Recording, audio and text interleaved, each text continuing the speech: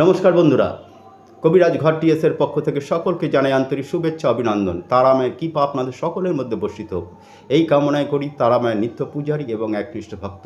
যাই হোক বন্ধুরা, ব্যবসা মোটামুটি একটা চলছে, সেরকম আশানুরূপ আপনার চলছে না, তাহলে একটি ছোট্ট উপায় করুন।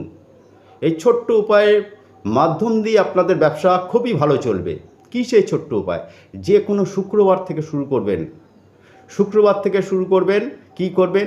এক মুঠো ছোলার ডাল নেবেন। ঠিক এক মুঠো করে ছোলার ডাল নিয়ে আপনার পাশাপাশি যে পুকুর আছে, যে পুকুরে মাছ আছে যদি দেখতে পান সবচেয়ে ভালো হবে। যদি মাছ আছে আপনারা একটু খোঁজ করবেন, সেই পুকুরে আপনারা গিয়ে ছোলার ডালটা ছুঁড়ে ফেলে দিন।